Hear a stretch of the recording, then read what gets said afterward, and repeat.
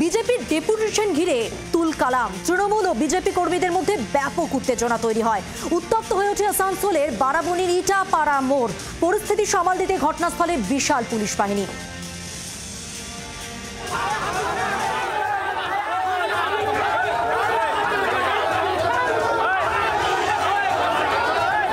দুই গোষ্ঠীর ধাক্কাধাক্কি, ধস্তাধস্তি।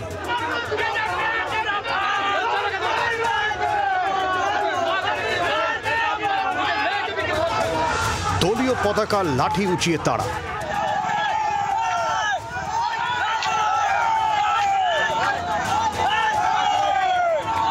পুলিশের সামনেই লাঠালাঠি।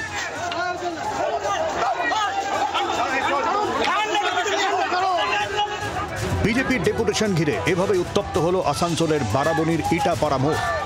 বিভিন্ন দাবি নিয়ে ইটাপাড়া কয়লা খনি কর্তৃপক্ষের কাছে ডেপুটেশন দেওয়ার জন্য আমডিহা থেকে মিছিল করে বিজেপি। অভিযোগ, আমডিহা মোড়ে বিজেপির মিছিল আটকায় তৃণমূল। তাতে উত্তপ্ত হয়ে ওঠে পরিস্থিতি।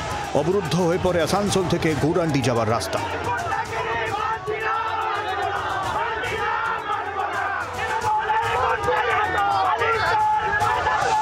আমরা যখন এখানে এলাম দেখতে পেলাম তৃণমূলের হারমাত যারা তারা ওখানে বাঁশ লাঠি নিয়ে ওখানে দাঁড়িয়ে আছে।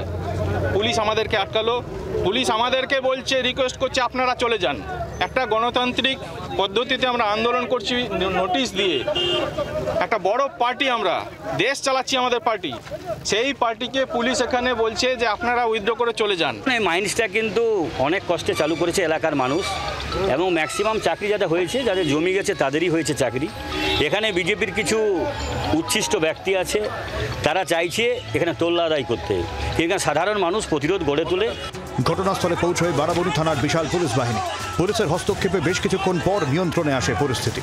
আসানসোল থেকে বাসুদেব চট্টোপাধ্যায়ের রিপোর্ট, জি24 ঘন্টা। বাংলার আওয়াজ, বাঙালির আবেগ, জি24 ঘন্টা।